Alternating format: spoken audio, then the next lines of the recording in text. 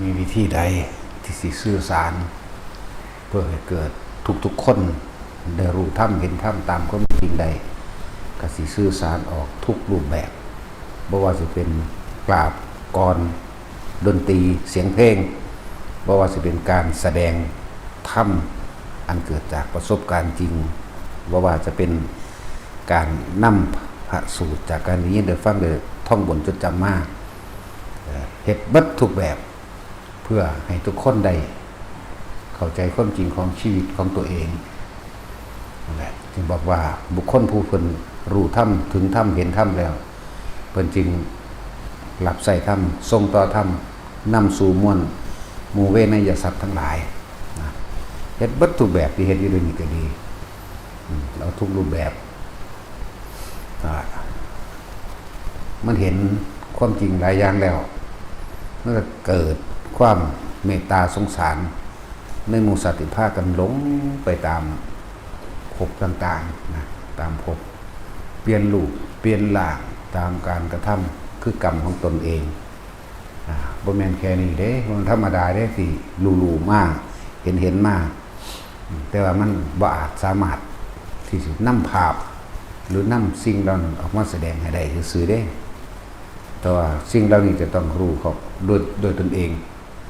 เห็นด้วยตนเองนะจึงพยายามสื่อสารทุกรูปแบบโดยบ่แค่ไผเลยบ่สนใจไผอีกสนใจแต่ว่ามันยังมีคนที่น้อมนำเข้าไปฝึกหัดปฏิบัติตนเองเข้าไปรู้เข้าไปเห็นโดยตนเองตามสิ่งที่เฮาได้แนะนำบอกหรือจากการจดจำมาเมื่อนั้นแหละนำไปบอกเอาเบิดทุกแบบสื่อสารด้วยเสียงเพลงเป็นธรรมะเพื่อให้เกิดความสะทกสะท้านสะเทือนใจมื้อนี้ก็เฮ็ดนะด่าก็ด่าย่องมีบ่มีบ่ตัดสินมีบ่บ่ย่องไปจักคนอย่าลืมเด้อคำสรรเสริญเป็นดุจดั่งยาพิษเข้าใจว่าล่ะคำสรรเสริญเปรียบดั่งยาพิษเด้อนั่นสั่นแหละตามแบบพระพุทธเจ้าล่ะเราจะขนาบแล้วขนาบอีกโดยไม่ทำกับพวกเธออย่างทนุถนอม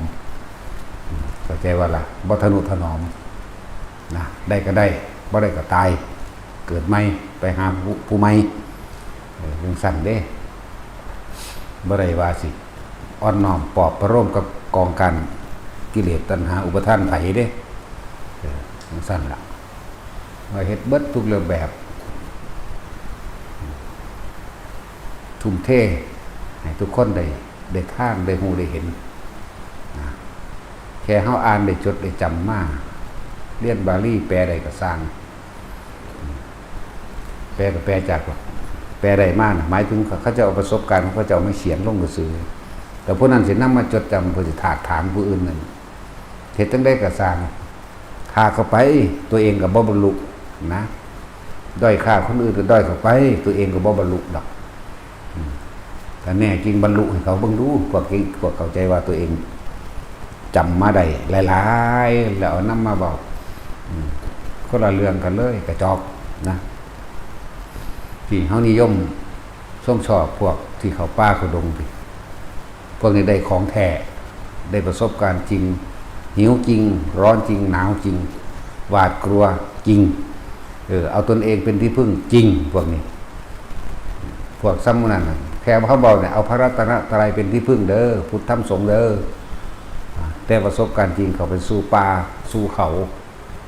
สู่ที่เปลี่ยวป่าซ่าทำเงื่อมผาลงห้วยลงหนองคลองบึงนั่นแหละคือของจริงประสบการณ์จริงชีวิตของเขาเองธรรมะแท้ๆอยู่ที่โตเขาไปประสบเองรถแห่งธรรมเขาสัมผัสเองทั้งสั้นจังว่าออกพรรษาแล้วหรือหลังปีใหม่จังอยากให้ไปธุดงค์จังไปป่าไปเขาได้นะทั้งสั้นผู้ที่เข้าใจว่าตัวรู้นั่นคือคุณหลงเป็นสั้นหลงว่าแต่ของรู้โดยไม่รู้ว่าแต่ของหลงบอกนี้ ฉ ว่าถ้าพวกเฮากับพวกฮู้ไปเห็นเอาเองเฮาสิเห็นทุกข์ในตนเองส่วนเที่ยวจาริกไปตามป่าตามเขาต่างๆถ้าไปกับหมู่4-5 องค์หรือ2ก็ตามมีความกังวลเลยห่วงกันนั่นนี่แต่ไปหลายก็มีเรื่องหลายนั่นแหละเรื่องมากสั้นแต่ถ้าโสไปผู้เดียวล่ะนั่นแหละบาดนี้มันอยู่น้ำหมู่มันก็เวลามันก็บ่ทุกข์เข้าไปถึงแก่นมันได้จริงดอกอาจสิเมื่อยอาจสิล้าอาจสิเถียงกันไปทั้งนั้นทั้งนี้ดีกว่าแบบนั้นแบบนี้นะแต่ไปคนเดียวจริงๆแล้วหูลองเบิ่งแน่บาดนี้บ่มีเพื่อนไม่มีใครเลยให้พึ่งพาอาศัยกันเดี๋ยวว่าเอามาป้องกันความกลัวกับตัวเองแม้นระลึกนึกถึงพระพุทธธรรมประสงค์อย่างแล้วแต่ว่าอาจสามารถสิหายออกมาได้ความกลัวบ่ธรรมดาเลยนั่นแหละบทคำว่าตนเป็นที่พึ่งของตนจะเกิดขึ้นในขณะที่ประสบการณ์ตัวเองนั่นแหละโอ้นึกถึงผู้ใดกับความยากก็มีเหมือนเดิมบ่มีผู้ใดมาป้องกันความกลัวให้กับเราได้เป็นสั่นเลยพึ่งตนเองของแท้วันลมหายใจนั่นแหละคือตนเองแล้วก็หลายอย่างที่ยัง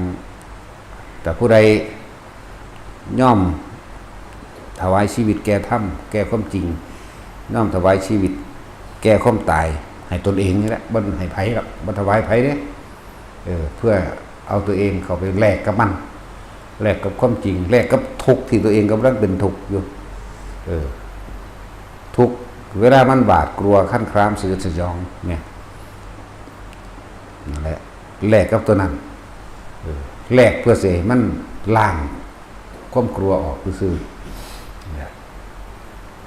คนที่ตัดสินใจไปผู้เองได้นะถือว่า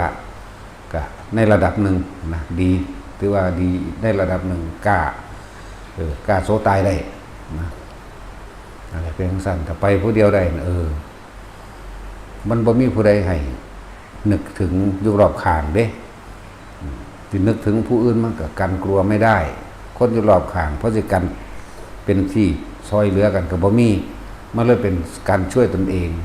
ตนพึ่งตนได้บาดคำเข้านะรู้ทั้งคิดออกทั้งนอกคิดถึงพระพุทธคิดถึงคาถาบทนั้นบทนี้ทำคิดถึงพระสงฆ์องค์นั้นองค์นี้ที่เคารพก็บ่เพิ่นก็บ่ไปป้องกันอีหยังให้ได้บาดนั่นแหละลมหายใจนั่นแหละเป็นที่พึ่งนั่นแหละคำว่าพึ่งตนพึ่งธรรมเกิดเด้แล้วก็สิมีความแปลกประหลาดและอัศจรรย์หลายสิ่งหลายอย่างคนที่ผู้เพิ่นไปผู้เดียวใดนะเฮาอ่านจดจำมานิมิตขององค์นั้นองค์นี้ก็เป็นประสบการณ์ของเพิ่นเป็นวิชาความรู้ของเพิ่นเองว่าในสมัยพระพุทธเจ้าเว้าเรื่องสวรรค์นรกพระโมคคัลลาเว้าเรื่องสวรรค์นรกเว้าเรื่องยักษ์เว้าเรื่องพญานาคเว้าเรื่องพูดผีต่างๆจังซี่ก็เป็นความรู้เพิ่นได้บ่เป็นความรู้เฮาเสร็จแล้วบาดนี้แม่ครูบาอาจารย์พ่อแม่ครูอาจารย์ทั้งหลายที่เพิ่นเว้าโปรดเอาเทวดามั่งโปรดเอาพญานาคมั่งไปโปรดเอาสัตว์เดรัจฉานมั่งเอาคนอยู่หันอยู่นี่หรือมีประสบการณ์รู้เห็นผีกองก้อยประสบการณ์รู้เห็นนั่นนี่ก็เป็นความรู้เพิ่นเด้บ่แม่นของเฮาเด้แต่ว่าผู้ใดนำชีวิตตนเองออกเพื่อให้พ้นออกจากความยึดมั่นถือมั่นเลยพ้นออกจากตัณหาอุปาทานพ้นออกจากทุกข์ก็คือตัณหาและอุปาทานนั่นน่ะทุกข์ก็ดีต้องผ่านความหวาดกลัวความตายนะมั่นใจนั้นตนเองนะมั่นใจนั้นเองออกบินเดียวเลยหลายองค์ประสบพบเห็นแน่นอนแนวเรานี่นะแต่ออกผู้เดียวเลยแน่นอนเห็นอยู่แล้วของแปลกประหลาดนั่นแหละต้องอาศัยกายกับวิเวกจิตกับวิเวกกายวิเวกหมายถึงบ่มีหมู่บ่มีพวก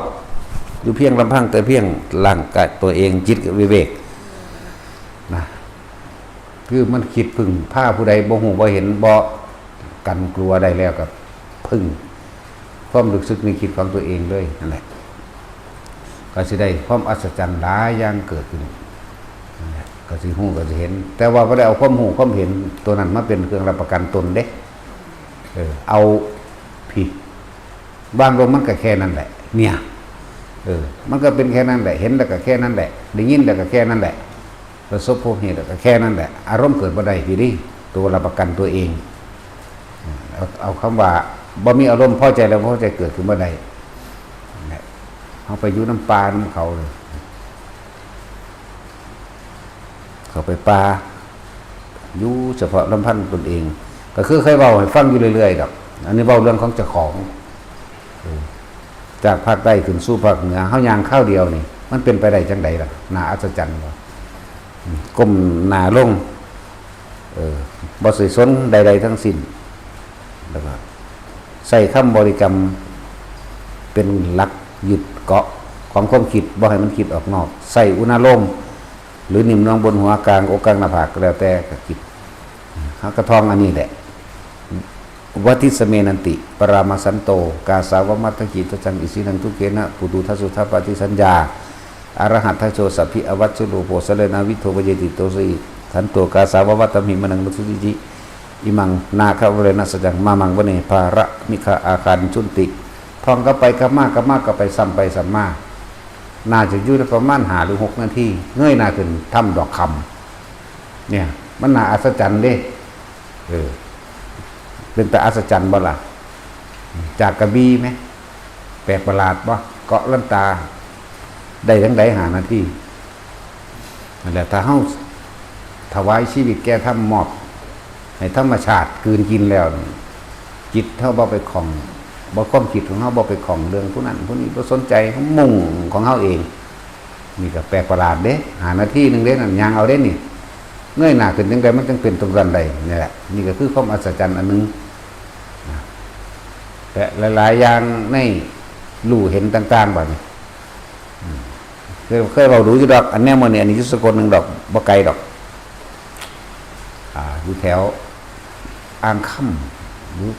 ก็สิเว้าตรงๆมันก็สิอยู่ตรงข้ามระหว่างดงมักไฟหรือบางท่านอย่างนี้นะประมาณนั้นแต่ว่าอยู่ในเลิกๆพุ่นได้ล่ะบ่ได้อยู่แค่นั้นเด้ล่ะเฮาก็นั่งอยู่โขดหินธรรมดาของเฮาเองบ่ได้มีทาเด้สมาธิคน3 คน 4 คนคุยกันอุ้มอิ่มไปแต่เฮาเงียงหูฟังปุ๊บหยุดเด้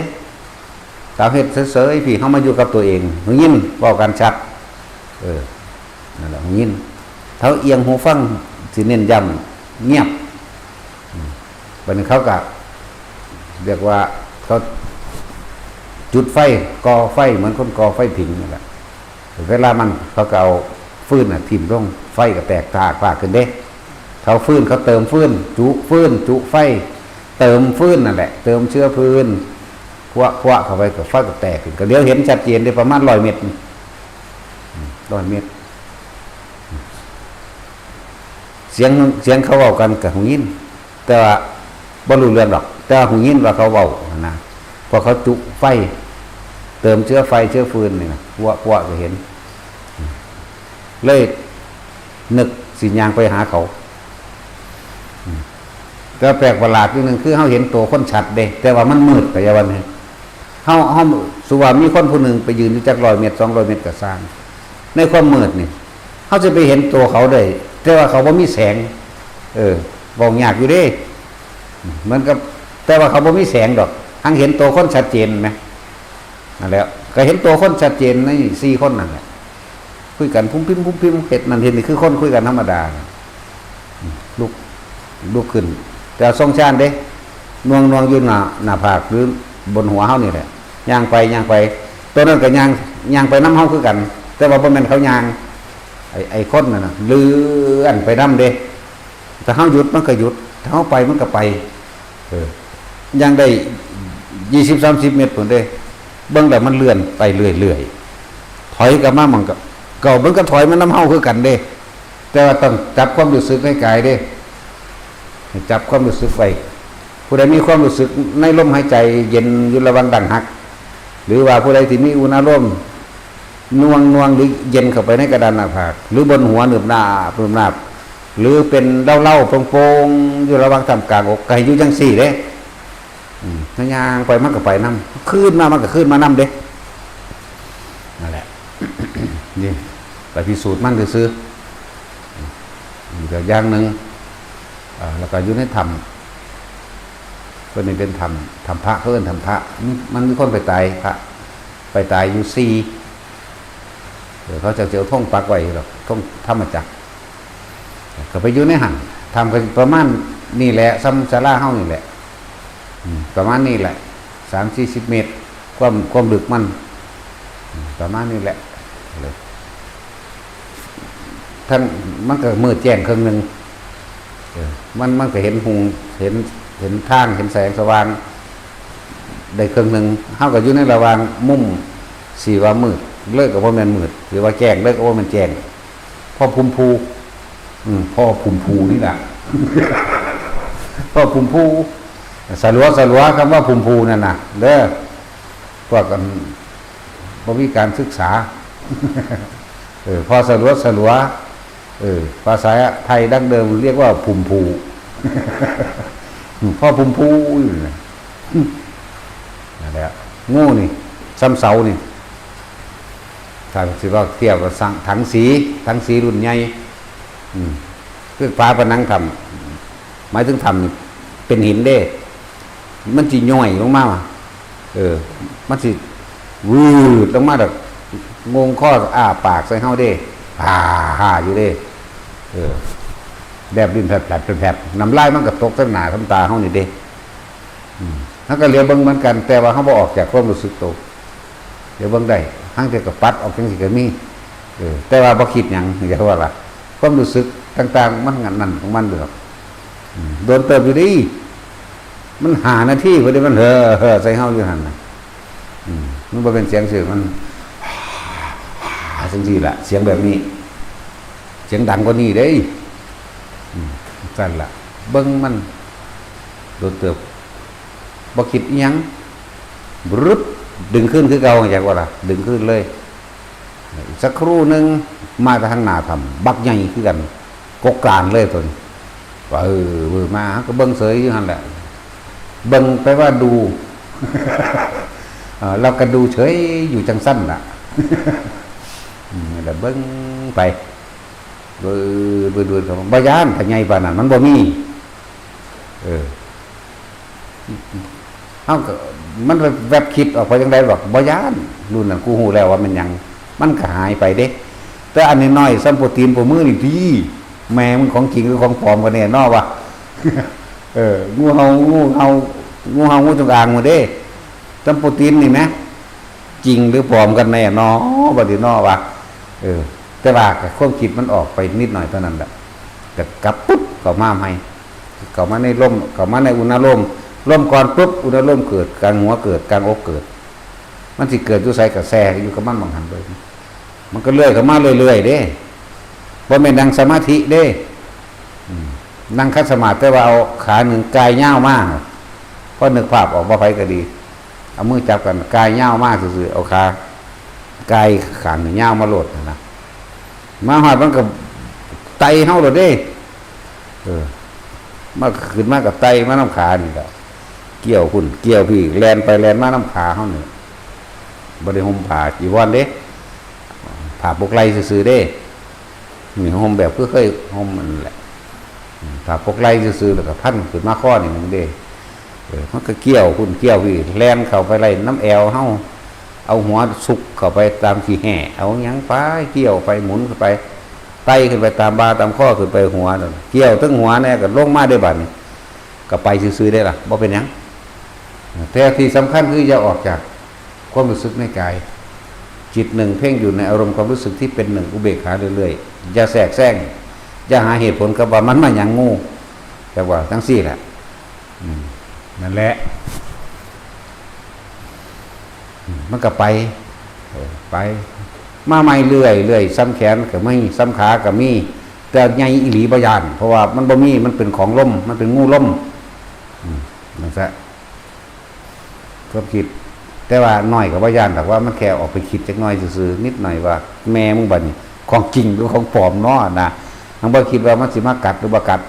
แค่นึกกันนั้นได้แล้วรีบกลับเข้ามาล่มปั๊บโลดขึ้นหัวหน้าล่มขึ้นหัวปั๊บตอนนั้น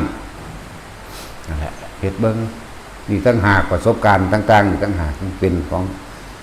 เป็นรถแห่งธรรมของเฮาเอง เป็นปัญญาเฮาเอง เป็นความเพียรเฮาเองความอดทนเฮาเองมันบ่ได้อยู่ในตัวหนังสือนั่นเพิ่นบอกทางเพิ่นเรียกแนวทางก็คือวิริยะขันติสัจจะอธิษฐานเมตตาอุเบกขานั้นเป็นคำแนะนำเฮาซื่อๆเด่นวิริยะแท้ๆเบิ่งสิเพียรพยายามอยู่แค่ไหนมันสิประคองสติตัวเองมีความภาคเพียรมีความอดทนมากเพียงใดอย่างนี้ต่างหากล่ะบ่คิดออกเบิ่งมันสิคุ้มให้อยู่ในร่มบ่อยู่ในอุณหภูมิบ่หั่นน่ะนี่ล่ะวิริยะเทิงขันติคือเวลาโง่มันมาไต่เนาะขันติบ่ล่ะอดจนบ่คิดน่ะสั่น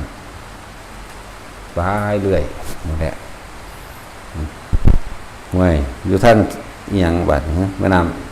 ำสารวินบ่หรืออีหยังล่ะงูสั่นๆก็มีเด้ว่าเดียวแต่ว่าใหญ่ใหญ่สำขาโตยล่ะรู้จักขาโตยบ่เนาะบัดนี้นะขาโต้ยก็คือขาอ่อนสั่นแล้วมันก็เกี่ยวเฮาพอดีห่มเฮาไว้นี่นึงไหมแต่สิห่มในวงเป็นวงห่มเฮาไว้เนี่ยเหลื่อมยุบๆอยู่นั่งก็นั่งคัสมาธิธรรมดาได้บ่ได้เป็นนั่งทาใดได้มื่นตาโกโลอยู่นั่นแหละรับตามันก็เห็นรับตาก็เห็นมื่นตาก็เห็นพวกนี้วันใหญ่สำขานี่แหละแต่ว่าดำมันหมุนว่าปากกับก้นมันมากับหางมันจดกันเด้มันก็เป็นเลื่อมลึดของมันเองแหละเลื่อมออกดูอันนี้เว้านี่เว้าให้ฟังนี่หมายถึงว่าเฮาอยู่ใสเครื่องอยู่เฮาอยู่ใสบ่ได้เว้าให้ไปสะออนแนวประหลาดเด้เว้านี่หมายถึงว่าไม่คิดปรุงแต่งในสิ่งที่เห็นนี่เอานักปฏิบัติล้วนๆเด้นี่เว้าอยู่เนี่ยนี่นักปฏิบัติต้องควบคุมความคิดเจ้าของให้อยู่กับลมให้มีสติรู้อยู่กับลมอยู่กับความรู้สึกตัวเท่านั้นเด้บ่ได้ว่าสิ่งเหล่านั้นเป็นของวิเศษเด้บ่ได้ว่าให้ไปเห็นแนวมันนั้นเด้มันก็อยู่มันก็เหลื่อมเด้สิว่าดำก็บ่แม่นสิว่านิ่มคืออยู่สิว่าฟ้าเลยก็บ่แม่นสิมันเป็นยุบยับมันเป็นเลื่อมมันเลื่อมยุบยับใช่แหละเบิ่งมันก็หมุนมันเลื่อนเคลื่อนตัวนึงอ้อมเฮาแล้วตัวนี้บ่ได้หมายเอาสิ่งแปลกประหลาดมาเป็นแนววิเศษเด้จักว่าล่ะอันนี้เฮาหมายถึงว่าเฮาบ่คิดสิ่งเหล่านี้สิปรากฏเกิดขึ้นนะเว้ยนี่มันเล่ข้างแต่สิบอกว่ายังบึงบ่น้องบ่บึงใหญ่ๆบ่ตูมขึ้นมานั่นอันนี้เล่นบักยางใส่กันเลยเด้บ่แม่นนั่งบ่แม่นหยังเด้แต่ว่าเฮาเดินเฮาก็เดินส่งชาติของเฮาเองหยุดกึกมันตุ้มขึ้นเลยน้ำนี่แตกตุ้มขึ้นบักสูงเด้บ่ธรรมดาได้5 เมตรละเด้อแล้วก็เป็นคนใหญ่ลุกขึ้นจากน้ำคนก็อยู่ห่าง5 เมตรลุกขึ้นมาจากน้ำบักใหญ่ดำขึ้นเลยย่างสวบมาหาเฮามันเกือบเป็นคือกลุ่มควันดำๆอะไรแต่ว่าเป็นโตคนเกือบแล้วมาหอดกับหมุนวื้อมาใส่เฮาเลยเด้มันก็นิ่งคือกันบ่ได้คิดอีหยังนั่นแหละเขาเดี๋ยวแปลงกายเป็นดวงไฟบักใหญ่สัมผัสลมพุ่นล่ะเป็นไฟวืดไปวืดมาวืดเข้ามาหาเฮามั่งวืดถอยขึ้นไปมั่งนี่แหละสติเข้ามาสติพวกเจ้าสิอยู่ไสซึ่งโมไปทุดงเที่ยวนี้ถือว่ามีผลดีมากในพระภิกษุเฮาเองที่ออกไปหาประสบการณ์โดยตนเองถือว่ามีผลดีมากหลายองค์อยู่นะที่เขามาเว้าให้ฟังแน่นั่นแหละ2 องค์ที่เว้าให้ฟังนั่นแหละอันใดก็สร้างมาเป็นคือหลวงพ่อบอกเบิดสิ่งที่หลวงพ่อบอกมากก็เห็นอีกนะครับว่ามันแม่นความหลวงพ่อเบิดทุกอย่างเวลาใดก็ช่างที่ท่านย้ายออกจากกายเวลาเฮาเอาความคิดหรือความรู้สึกออกจากกายเวลานั้นเท่ากับท่านย้ายที่ทุกข์นั่นแหละอันว่าเรื่องผีอยู่อันบักใหญ่คึมลึมนั่นแหละ จะสิวางได้แล้วเขาก็บ่ได้กำหนดหยังสิว่ากำหนดหรือบ่กำหนดก็บ่แน่คือกันคล้ายๆกับลึกๆอยู่ในใจมันพวกมันแตกตูมแล้วก็กระจายนี้เองแนวอันนึงกิ่งกุมลุมๆนี้เองดอกแค่กิ่งทั้งฟ้าเด้กิ่งลุมไปเลยแนวนี้ก็มีนะแต่เขาสิได้เห็นความอัศจรรย์ดอกแต่ผู้คนผู้ใดไปผู้เดียวแล้วแรงสั่นนั่นถึงบอกว่าที่แรกแต่มันยังย่านอยู่ว่าท่านได้แข็งแกร่งพ่อก็ไปกับหมู่กับพวกกับก่อนเขาจะพึ่งอยู่ห่างกันแต่มันย่านเดี๋ยวมันสิวิปลาสเนี่ยมันสติวิปลาสเห็นสำคัญผิดว่าเป็นของจริงได้เบิดอย่างว่าล่ะไปแสงซ้ำกำปั่นซ้ำลูกฟุตบอลนี่เป็นปกติธรรมดาอยู่แล้วแนวนั้นจังมันเป็นยังกระสังหัวมันคือเขาบ่ให้คามันบ่ให้ซื้อมันมันก็ลอยสูงๆต่ำๆดุมๆดอมๆเด้หังอยู่ว่าลังเครื่องกกไม้แล้วก็ลงดินเครื่องกกไม้แล้วก็ลงดินบ่ขึ้นสูงเด้แสงคือดวงจันทร์บาดมาไกลเฮามันก็เป็นขาวๆนวลๆเด้มันก็จะยืนมือไปว่าสิจับมันก็วืดออกไปแต่เฮาอยู่ซื่อๆมันก็วืดเข้ามายืนไปอีกก็วืดออกไปเด้ซั่นแล้วแต่ว่านี่เห็นเงาต้นไม้เห็นนั่นเห็นนี่อยู่ก็เห็นไปตามเหมือนแสงอาทิตย์นั่นแหละบ่แม่นแสงจันทร์นั่นแหละลักษณะนั้นความรู้สึกอยู่ในกายตลอดความรู้สึกนิ่มนวลบางทีมันก็อยู่บนหนังหัวเฮานี่เนิบหนาบบางทีก็แซ่ลงในกลางสมองบางทีมันก็อยู่ในกะดานหน้าผากบางทีก็อยู่ในอกเล่ากว้างๆอิ่มเอิบเบิกบานเต็มอิ่มของประหลาดก็เกิดขึ้นมากมายนั่นเป็นตาญาณไหวพญานาคอันนั้นทางใหญ่คักแล้วมันมาแกล้งเฮานี่ล่ะหรือมาทดสอบหรือยังกระสร้างแมวดอกว่าอันนั้นก็ดีเสียงมันลั่นมาแต่ตั้งสูงคนว่าสวดมาเด้สวดว่าเงาๆด้วยเสียงมันมาแล้วมาหาข้างเอวเฮานี่แหละตัวสูงท่วมหัวเฮาพุ่นท่วมหัวยืนมือพุ่นเด้อธรรมดานั่งเด้อันนี้นั่งแต่ว่าบ่แม่นนั่งหลับตาแบบทาสมาธิอันพื้นฐานโดยการสอนเด้นั่งทะเนิ่งนั่งแบบทะเนิ่งไปนั่งเอาขาขึ้นกับทะเนิ่งจังซี่มันก็เข้าไปนี่นึงเด้หังบ่คิดหยังใหญ่คักน่ะก็เลยบ่คิดเบิ่งเอามันสิใหญ่เท่าใดหมูเฮาจนเฮาเอียงออกพุ่นได้ว่าธรรมดาเด้จังซั่นแหละนี่ล่ะธรรมะที่มันแท้ๆมันบ่เอาในตำรามาว่าใส่กันเข้าใจบ่ล่ะเบิ่งมันสิซำใดเด้อมันสิละความคิดละเห็นละกิเลสละแบบใดว่ามันละในหนังสือบ่เอาหนังสือมาบอกกันเด้มาเว้าล่ะสักกะยะทิฏฐิวิจิกิจฉาศีลวัตถุปามาสปฏิฆะกามราคะรูปราคะอรูปราคะมานะทิฏฐิอุทธัจจะและอวิชชาท่องไปโลดท่องก็ไปกิเลสที่ถลอกปอกเปิกบ่นักก็เก่าอีกว่าแต่ของลูก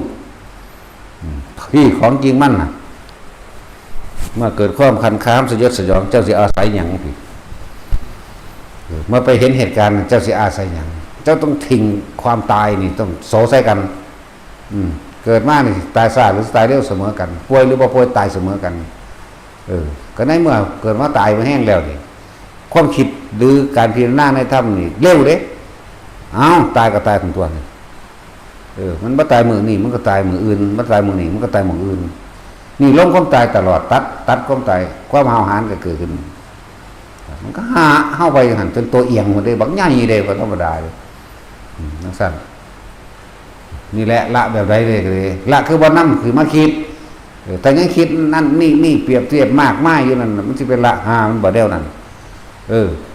แล้วก็อารมณ์เกิดบ่ได้พบกับดับซั่นตัวเข้าใจบ่ล่ะอารมณ์มันมีอยู่2อย่างสำหรับของคนหนึ่งพวกนั้นพอใจกับไม่พอใจละอารมณ์พอใจหรือไม่พอใจได้มันก็จบเลยได้ล่ะ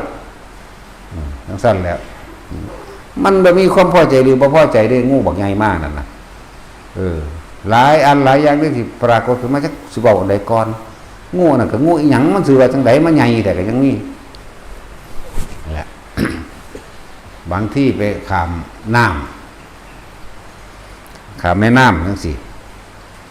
มันแปลกประหลาดว่ามันเป็นขอนไม้ครึ่งหนึงอยู่กับยางขอนไม้อยากว่าล่ะมันอยู่ลำปางบ่ห่วยยังละถ้าไปเถอะยังนั่นละไป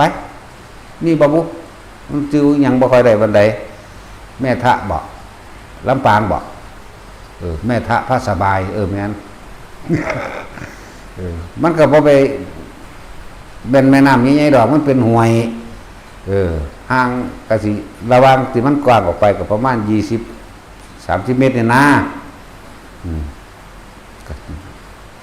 ย่างเลาะหาหม่องขาม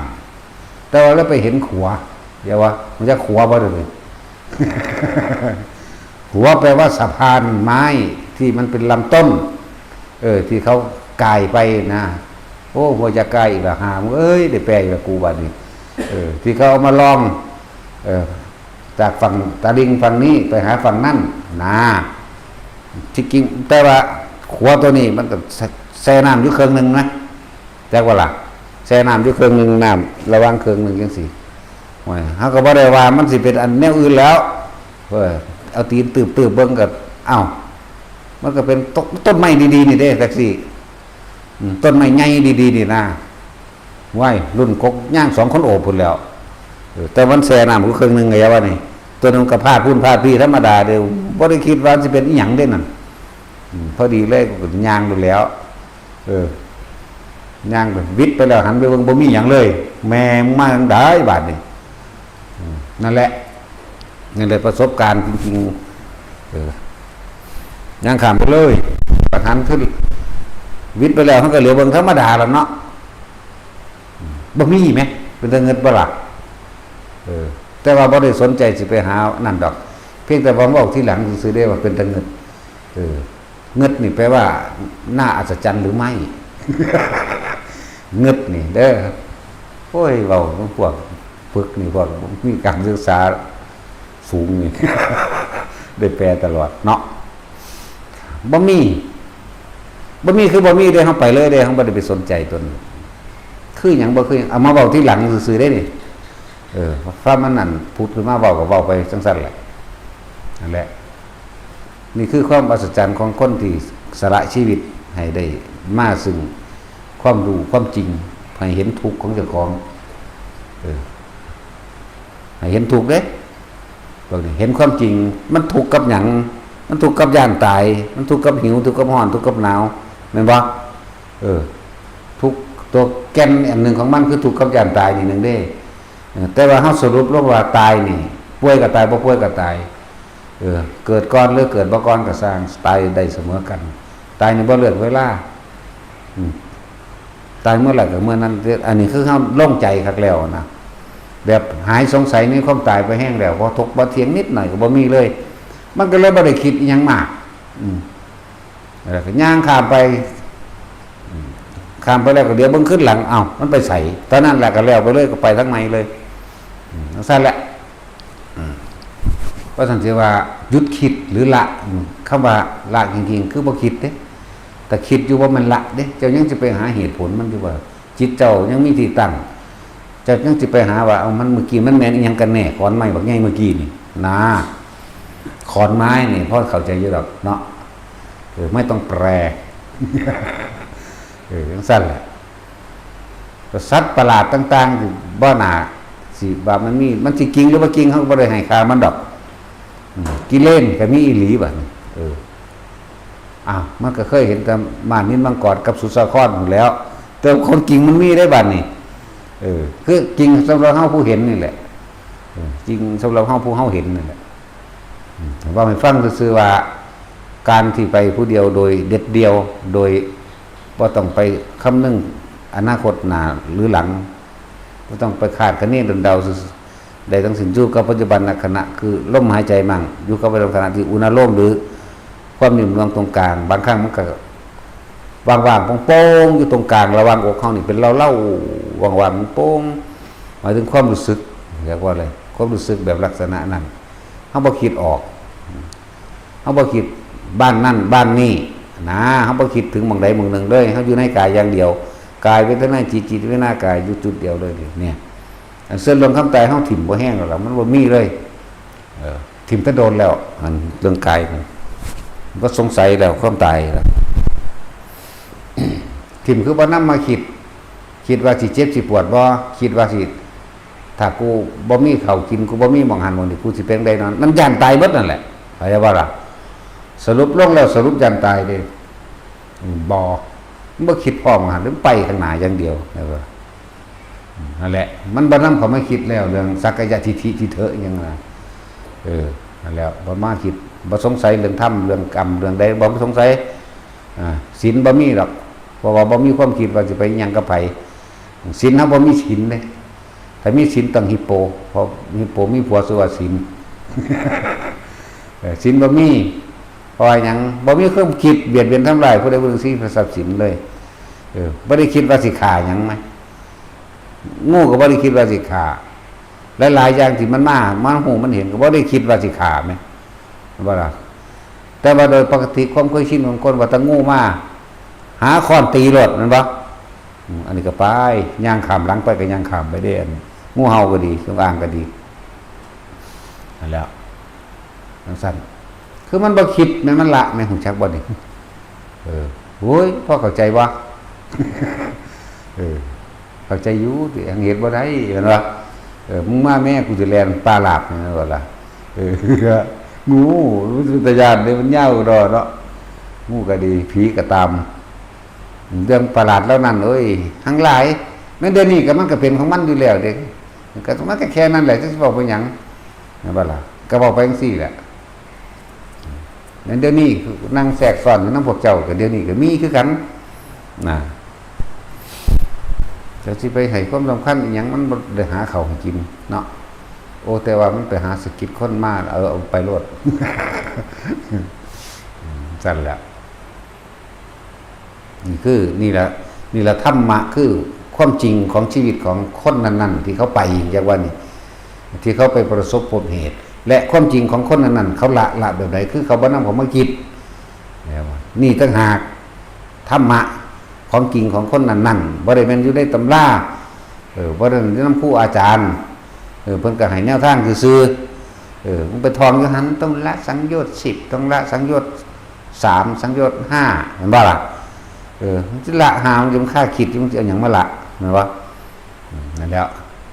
ไปเบิ่งดูมัน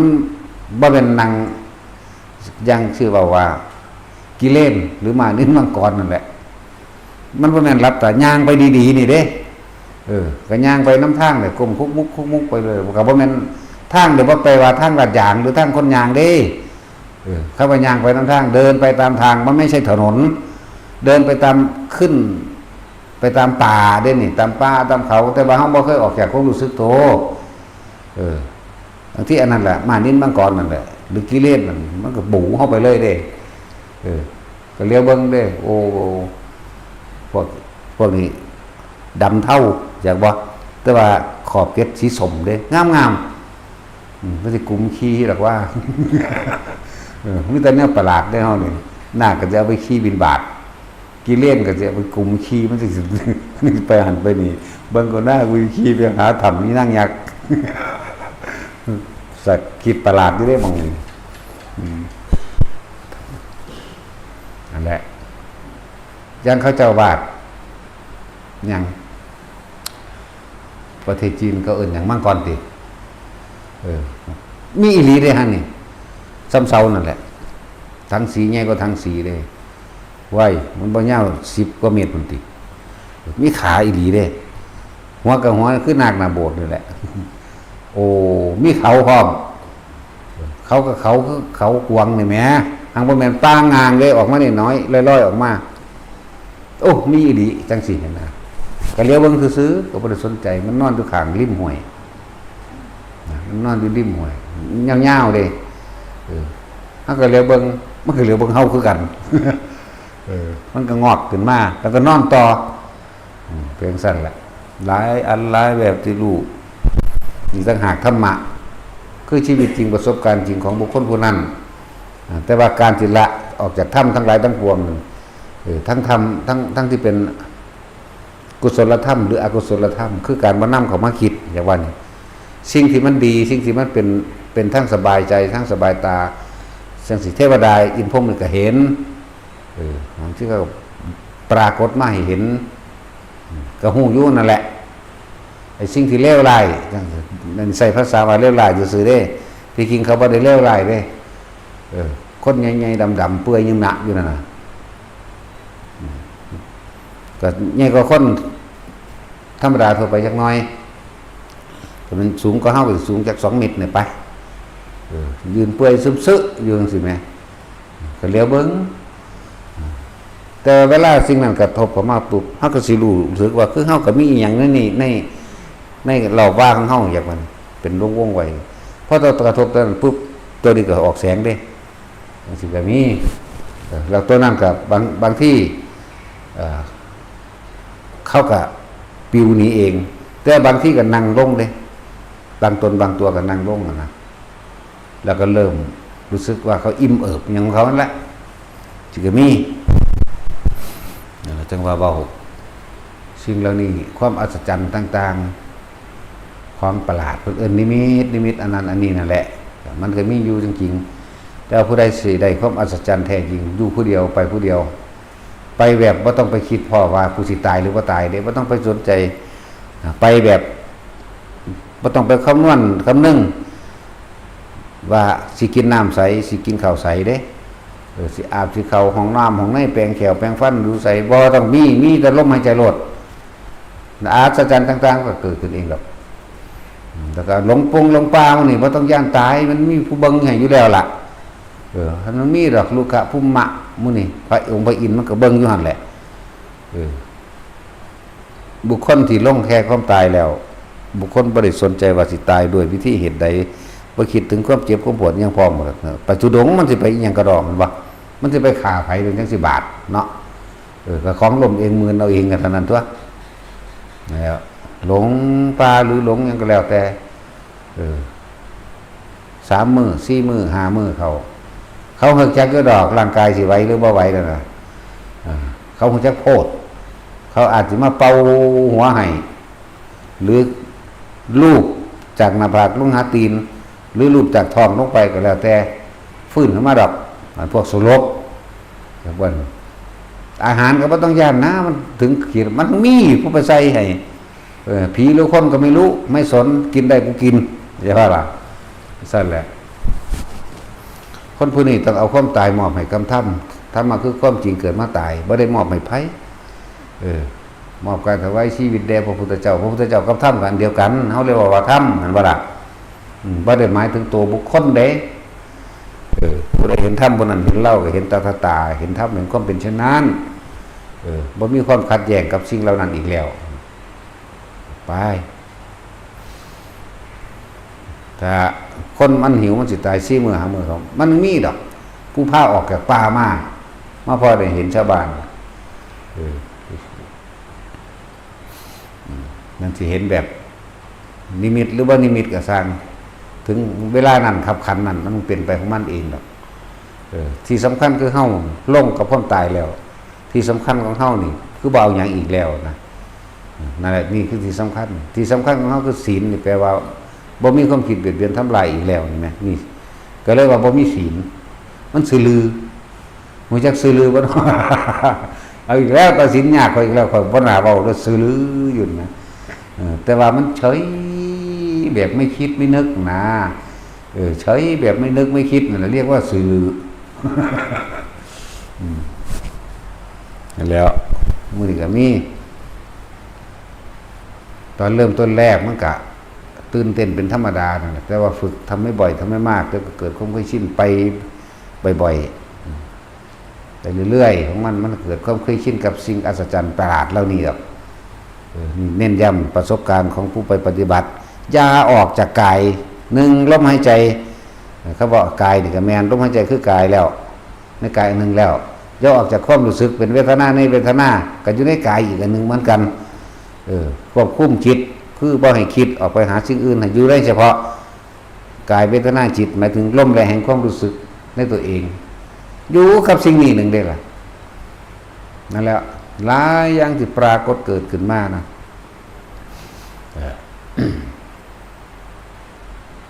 วันนี้ข้อวัดหมายถึงเฮาเคย มีข้อวัดปฏิบัติแบบใดอยู่ในนี้เฮาก็ต้องเฮ็ดเป็นปกติแม้นสิมีคนหรือบ่มีคนก็สร้างบิณฑบาตจักว่าล่ะบิณฑบาตเป็นวัดย่างไปประมาณกิโลมันก็เป็นการรักษาสมาธิจิตตั้งมั่นของมันเองอยู่แล้วหรือเดินจงกรมที่เขาจะว่ามันว่าล่ะถึงเวลานั้นมาเนี่ยโอ้แจ้งเห็นแล้วมือมาส่องปั๊บเตรียมตัวก็ไปเลยล่ะไผบ่มีไผใส่หรอกที่แรกนี่จังว่าเฮ็ดไปเฮ็ดมาแล้วมีคน2คน3คนมาใส่อยู่เรื่อยๆเด้ทั้งใส่น้อย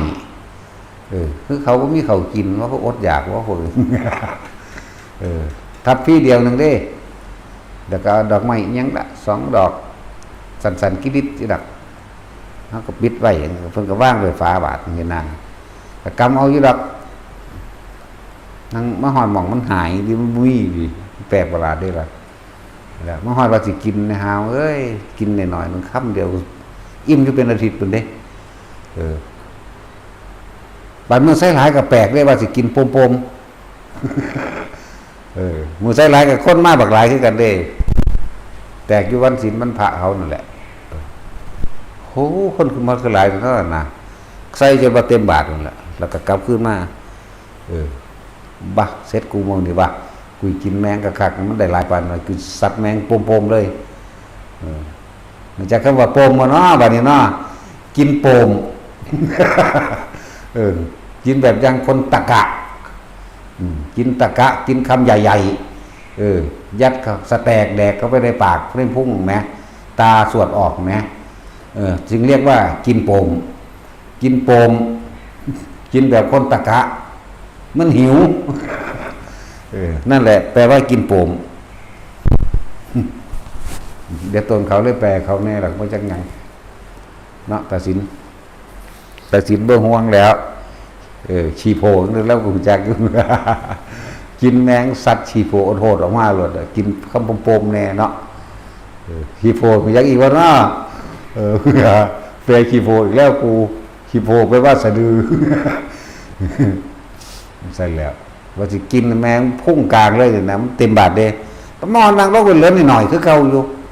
แล้วก็มีดอกไม้2อันน้อยๆคือดอกดินนี่แหละโอ้ยบ่จักดอกดินล่ะมันก็สร้างหวนดอกมันได้สำคัญดอก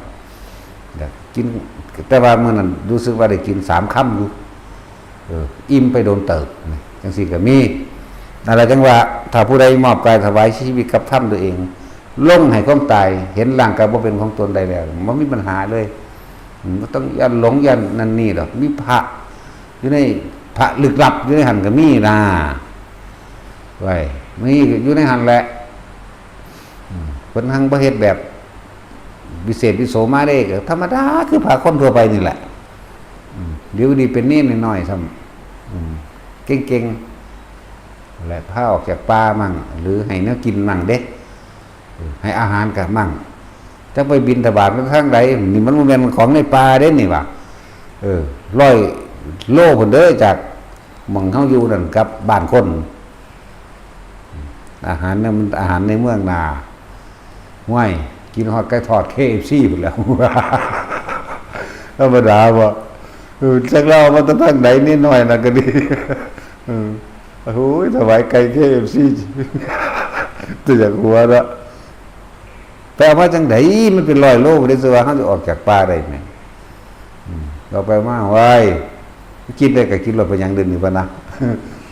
บ่ต้องบอกหรอกหน้ามึงมีมาแต่ใดกูหิวกูกินแมงปมๆธรรมดาบ่หอมกึบเรื่องธรรมดาดิมันหอมไก่ KFC ธรรมดามันเด้นั่นแล้วลืมหอดไปไหนแล้วเวลามันหิวจักว่าสวบกัดแขนตาดยังใส่เลยมันลืมไปเลยเด้แล้วความหิวมันบังได้แล้วก็จีกดอกบอกซื่อๆดอกนั่นน่ะก็ยังเป็นตัวก็สิสวบกัดเอางาบมันก็บ่แม่นแล้วเว้ยยังว่าขอวัดปฏิบัติแน่ใดเฮาก็เห็นแนวนั้นเป็นปกติเพราะว่าสิอยู่ผู้เดียวเพราะว่าสิอยู่น้ำถ้ำน้ำผู้น้ำผาได้เฮ็ดคือเก่าเฮ็ดแบบเดิมท่าน แต่ว่าน้ำบ่มีเด้แต่กินแล้วอิ่มน้ำกันกับน้ำเลยเด้แปลกอยู่ว่าล่ะโอ้ยจะถามไปละหามึงนี่ ถ แปลกว่าล่ะพนักทำไผเนาะบัดนี้เนาะบ่เป็นตาได้กินข้าวจังซั่นแต่คนไปก็เลยเนาะจังซี่นั่นแหละนี่คือพูดถึงว่าให้หมู่ภิกษุสงฆ์สามเณรผู้มีจิตใจเด็ดเดียวเด็ดขาดถิ่มความตายเลยความตายบ่มีความหมายจักว่าไปเลยมุ่งไปข้างหน้าถ้ามันถึงวิกฤตหรือขับขันจริงมันทั้งนี้ดอกพวกมาซอยนี่มันผู้เดียวเด้บัดที่ไปนี่คือจากไหนไปผู้เดียวเป็นเสียส่วนมากแต่ถึงไปเป็นกลุ่มๆผู้ไปฝึกสะก่อน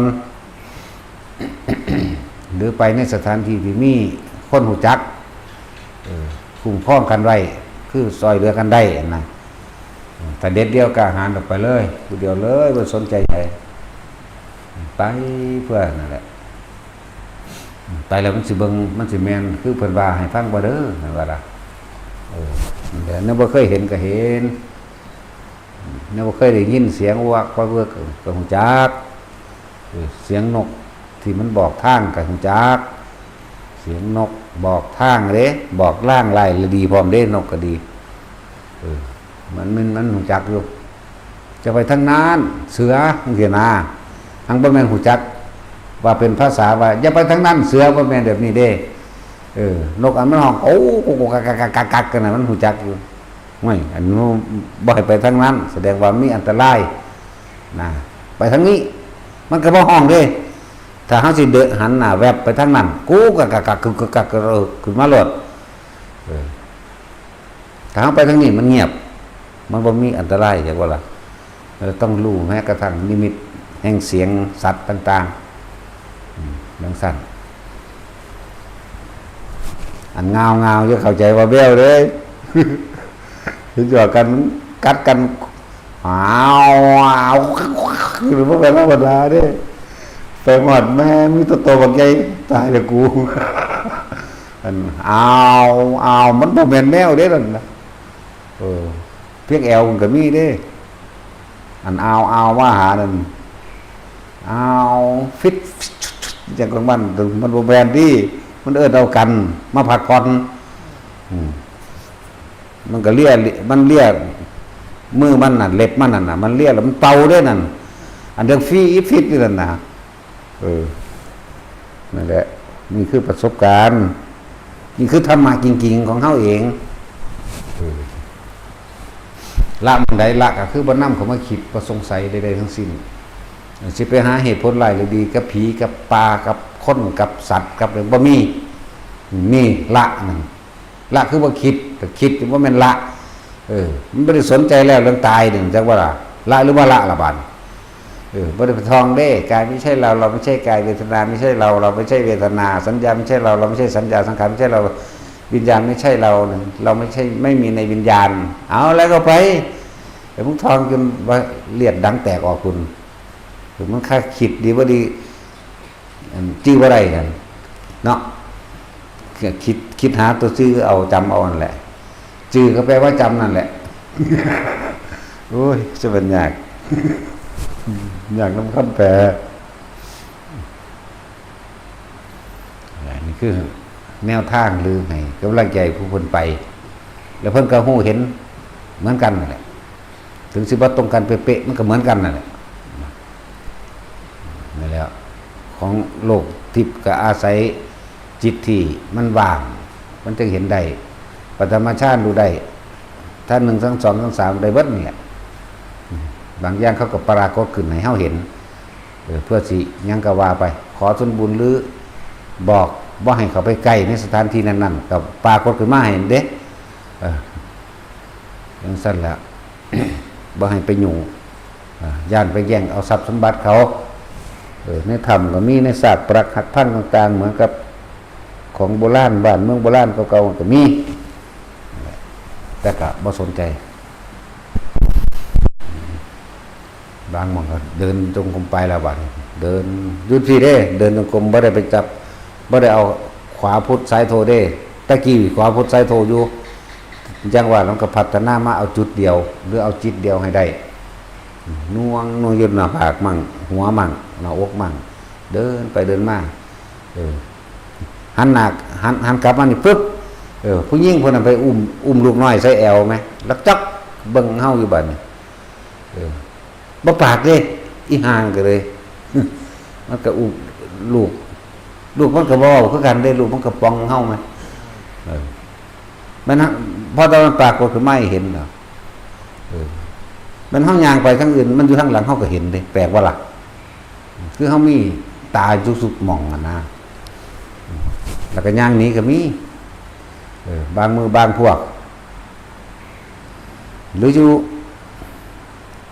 ยังว่าเขาเอิ้นยังว่าทุ่งให้หินบ่ประเทศลาวแหมบ่ค่อยมีปลาดอกมีตั้งแต่ก้อนหินอันแบบโอ่งนั่นแหละจังซี่ก็มีเด้อันนั้นแหละจังซี่ก็อยู่พุ่นก็เป็นนั่นแหละอยู่บางหันก็มีอันแต่ว่าอยู่บางหันมักอยากเห็นเกี่ยวกับเมืองอยากเห็นเกี่ยวกับเมืองไหมเป็นเมืองเป็นเรืองเป็นลบกันจังซี่ก็นั่งโคโมขึ้นทั้งโขดหินนั่นแหละบ้านมันสิเป็นเรื่องเปลี่ยนรถน่ะบ่คิดหยังบัดนี้กลายเป็นเมืองนั่นเมืองนี้ขึ้นมาสู้รบกันเด้เฮ้สู้รบกันฟันดาบกันปุกปักอยู่นั่นแหละเสียขี้มากส้นมากส้น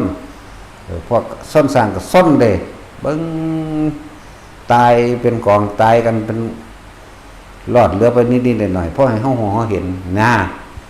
สิก็มีแต่ว่าบ่คิดเด้ให้จำไว้ดีๆอยู่ในความรู้สึกเห็นหยังก็สร้างบ่คิดเลยว่าเลื่อนว่า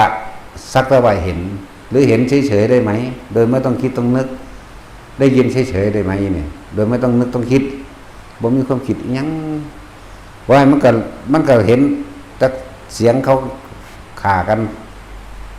เสียงก็ฆ่าคนก็เห็นฟันกันข้อขาดหอกดาบพุ่งเหลาใส่กันมื้อนี้มีเบิดก็เบิ่งอยู่ซั่นแหละนี่เด้มันเป็นคือเฮาเบิ่งกันเดียวนี้นี่เด้มันเป็นแบบนี้เด้บ่อันเขาเจ้าเทียบว่าบางครั้งเหมือนกับในหนังก็เทียบมันบ่ฮู้ว่าสิสื่อสารว่าจังได๋ดีเวลาถ้าสิเว้าแล้วเหมือนกับเฮาเห็นกันเดี๋ยวนี้แหละเป็นเรื่องเป็นเล่าฆ่ากันบังอยู่นี่ธรรมดาบ่ฟันแขนขาขาดออกฟงมาหาเฮาพร้อมนะแม่งฟงถ้าสิเอาอีกแล้วยากภาษาฟงแล้วฟงแปลว่ากระเด็นเขาฟันสู้รบกันเนาะเมื่อจับดาบก็ถือตัดแขนพร้อมกับดาบเมื่อนั้นกำดาบฟงมาหาเฮาเรียกว่ากระเด็นมาหาเราเก่งเลยว่ากูนี่ แปลคำว่าฟงก็ได้ ฟงมาหรือกระเด็นมานั่นเองตุกใส่เฮาอย่างเดียวล่ะอยู่ตรงไหนหินอันนี้ตรงไหนหิน นั่นแหละขามทั้งใดมันนั่งแต่ขี่เรือเขาขามนั่นแหละทางมันเป็นเรือยนต์เรือพ่นพายมันอยู่แถวยังปากขาดไหมปากขาดขามอยู่แถวปากขาดมันใกล้ๆอยู่บางหันเขาก็ถามมันหลวงพ่อไปพุ่นพระปายว่า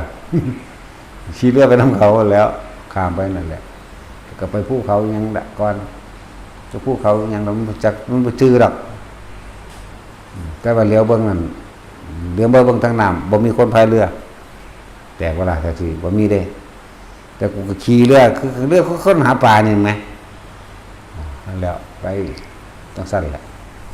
บัดยามสิข้ามก็มีผู้มารับคือเขาเด้หากว่าแม่นผู้เก่าเป็นผู้ใหม่จังซั่นแล้วหลายอันหลายอย่างนี่คือประสบการณ์นี่คือธรรมะนี่คือรสแห่งธรรมนี่คือความศิวิไลแห่งธรรมที่ความจริงที่พวกเฮาไปสัมผัสเอาเองแต่ว่าเฮาไปถือเอาจากอย่างจังซั่นล่ะเป็นบ้านเป็นเมืองเคยว่าอยู่เรือนเห็นสู้รบกันธรรมดาก็ฮู้อยู่ดอกบางทีก็เป็นเมืองของเจ้าชัยเชษฐาธิราชย้ายออกมาจากทางลำพูนลำปางย้ายต่อสู้รบกันตาย45ปีมื้อนี้ล่ะก็ฮู้อยู่อีคำเพิ่งสื่อใจมาแล้วเนาะว่าคำพึ่งหยัง นั่นแหละแข่งขันกันเรื่องร่างสังกมีหรือเห็นหัวการก่อสร้างพระเจ้าองค์ตื่องค์ใหญ่องค์ดำมันนะนี่ก็หูเห็นแล้วก็มาสร้างพระธาตุบางพวนแล้วก็เกี่ยวกับเรื่องพระสุขพระใสพระสุขพระใสพระเสาเป็นเรื่องเป็นเล่าไปเด้จากแล้วมันคือตำราอยู่บนหูเด้อะไรท่านก็บอกไปตามเขาเห็นเท่านั้นเด้หูหรือเขาเห็นว่าสำคัญแมงอย่างแบบเนาะเป็นเรื่องเล่าต่างๆเป็นมากตัวนี้สู่รบปบมือกันแล้วตากบาตรถึงเมืองแล้วมาสร้างพระธาตุบางพวนหรือมาสร้างยังแหละหลวงพ่อองค์ตื้อลูกสาวตั้งแต่กับพากันสร้างพระสุขพระเสาพระใสอย่างนั้นแหละอย่างสั้นเป็นเรื่องเป็นเล่าจบเป็นฉากๆแต่ว่าสิ่งเรานี่เร็วเลยเร็วคำว่าเร็วนี่ปักถือว่ามันพอหน้าที่หรอกมันหลายภพศาสตร์เลยแต่ถึงมันรึกไปนั่นนะสิวางได้เลยมันเร็วอ่ะอยู่เขาใหญ่มาจากคุณมาจากพี่นะทั้งพุละเชียงใหม่เชียงรายลำพูนลำปางสู่กันกับพม่าตาขาวขามไปตั้งเมืองยุพุนตั้งชื่อว่าพระชัยเชษฐาธิราชนี่แหละสิก็มีกับพ่อลูกยุบนั่นแหละหลายอันไปบางหม่องเขาพวกเก่าๆมาก็ดีใจมาจับมากอดแข้งกอดขาหมู่พวกส่วนพวกเป็นคาถาบริวารกับหมอบลงเด้อย่าว่าแท็กซี่เขานั่งงามเด้พวกเวลาเขาจะนั่งจังซี่เด้จากวันนี้เขานั่งแบบนี้เด้นั่งพับเพียบแต่ว่าเขาหมอบจังซี่บ่กล้าเหลียวเบิ่งหน้าแปลกประหลาดบักหลายเลยนั่นแหละมือเขาก็แต่แม่นทางทั้งนี้เขาก็เอียงสิบ่กล้าเบิ่งหน้าเวลาเว้านำก็บ่เบิ่งหน้าเฮาเด้แต่พวกเบิ่งหน้าเพิ่นๆก็มีคือสิหยดใหญ่อยู่มั้งจังนี่แหละคือประสบการณ์ซื่อๆดอกเป็นสิ่งที่ผ่านมาแล้วไม่มีอะไรเกิดขึ้นเดี๋ยวมันก็ผ่านไปบ่มีอีหยังขี้ลั่งอย่างยืนบ่มีหยังแน่นอนสุดท้ายแล้วมันก็แค่ผ่านไปตายเนาะไปตายนึงได้บ่มีหยังดอกจังว่าสิ่งใดสิ่งหนึ่งเกิดขึ้นธรรมดาสิ่งก็ดับเป็นธรรมดาบ่ควรก็ไปยึดมั่นถือมันบ่ควรสิไปอาลัยอาวรณ์กับภาพนิมิตต่างๆนางฟ้านางสวรรค์หมู่นี่ลอยลงมาเพื่อหลายๆอย่างนั่นแหละหรือหมู่นาคแปลงเป็นคนขึ้นมาเอาแนวว่าถวายเป็นรูปดังว่าคือเขาถวายดอกไม้แล้วก็ลูกแก้วตาแมวธรรมดานี่แหละก็บ่วิเศษวิโสหยังก็มีอย่างสิก็มีนะหลายอย่างอันนี้อยู่พระบาทบุบกใกล้ๆกับหินหมักเป่งหลวงปู่ตื้อแล้วก็วัดยังอรัญญบัณฑิตหลวงปู่เหรียญอันบ้านนั้นบ้านนั้นหลวงพ่อก็เอายางสติ๊กใส่หัวให้ยิ่งเนาะคือหลวงพ่ออัน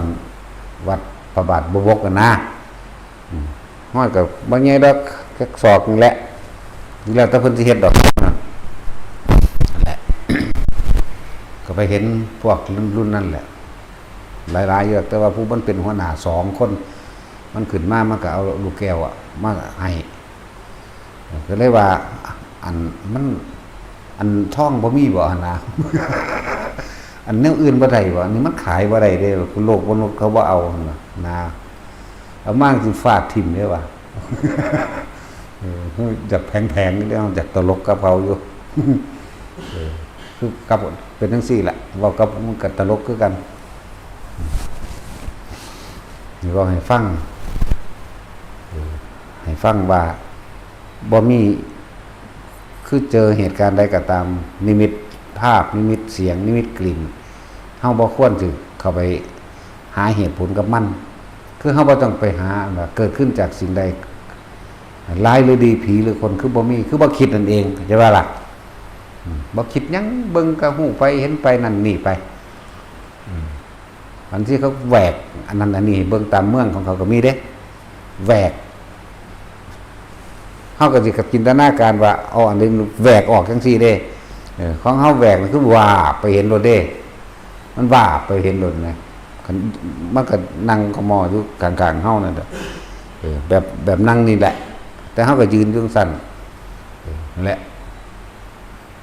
ก็เห็นนั่นนี่หลายเลยแต่ว่าบ่คิดบ่นึกความรู้สึกบ่พอใจบ่พอใจก็เกิดบ่ได้มันก็เพียงแค่คำว่าสักแต่ว่าเป็นแบบนี้แหละสักแต่ว่ารู้สักแต่ว่าเห็นสักแต่ว่าได้ยินได้กลิ่นนี่หมายถึงว่าไม่นำเข้ามาคิดมานึกอาจจะบ่นี่คำว่าสักแต่ว่าห่วยปานนี่ไผบ่เข้าใจก็ไปผูกเขาตายซะเนาะตายซะมันจังบ่ได้บาปเพิ่มขึ้นตอนที่ดีแม้ว่าตัดสินไปซะแหละ บ่แล้วของเข้าใจอยู่เว้ยสิไปเฮ็ดหยังเนาะนี่ให้ความรู้พ่อได้เป็นเครื่องเทียบเครื่องเที่ยงเวลาหมู่พระเฮาออกไปสู่ป่าจาริกสู่ป่าสู่เขาสู่ถ้ำหรืออยู่ในโดนลำพังผู้เดียวบ่ต้องกลัวบ่ต้องย่านมันมีมาแล้วเฮาเป็นมาแล้วล่ะแนวมื้อนี้ว่าสิตายบ่ตายดอกมันมีอยู่ในหั่นแหละผู้ซอยสิหลงทางก็บ่หลงดอก4-5 มื้อสิ่งสำคัญสิหลงทางหรือสิตายหรือสิย่านหรือหยังก็แล้วแต่อย่าออกจากกายอย่าออกจากลมหายใจเข้าใจบ่ล่ะตั้งอยู่ในลมเลยตั้งอยู่ในอุณาโลมก็ได้อุณาหรือความรู้สึกที่มันเกิดขึ้นระหว่างทำกลางอกลงลวงโปงจิตเบากายเบาก็ว่าไป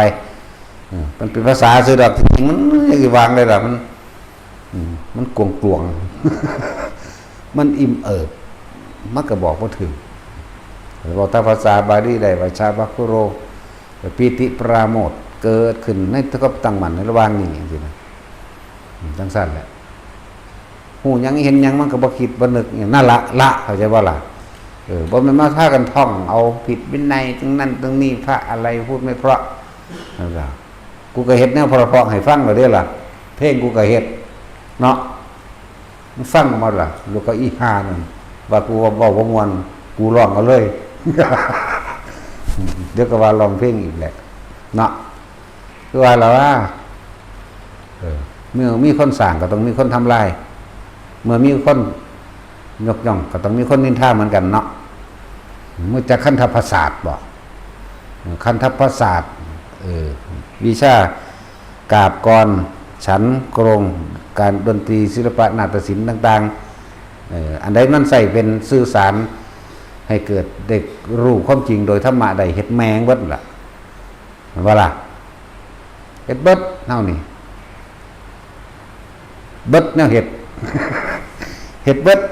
แต่ว่าบ่ทันได้เบิดแนวเฮ็ดดอกมันหลายอยู่เฮ็ดก็เพื่อสิให้ได้รู้ได้ทำในตนเองบ่ได้หยังดอกแต่ด่ามากกูก็ด่าเก็บกว่าอีก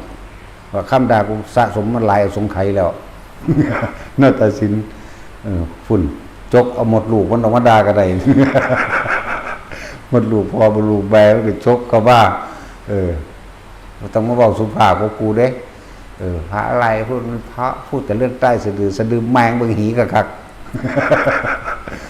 ฝุ่นล่วงเข้าไปในหมดลูกก็ได้ตัวฮอดปีกหมดลูกทั้ง2ฝุ่นเนาะแต่สิขวานรังไข่มันออกมาก็ได้ตัว เล่นเบิ่งแม่กับกู แล้วนี่ต่างหากการละคือการบ่นำมาคิดถ้าคิดไม่ใช่ละที่มีอารมณ์ก่อเกิดใช่ป่ะถ้าคิดที่ไม่มีอารมณ์อันนั้นละว่าสังขารุปเปขายานรู้สิ่งต่างๆนี่ก็เป็นไปทั้งเบิดเหมือนแกว่าเครื่องปรุงแต่งประกอบประดับกันขึ้นแต่กระพังตะไลเท่านั้นเองอาสวะมันก็สิ้นถือว่าไม่มีอารมณ์ที่ยังไปคล้องอยู่บ่คล้องกับมันใดเลยทั้งที่สิ่งนั้นมีอยู่ฝึกหัดดัดตนไปก็ดีทุกคนได้เบิดนั่นแหละ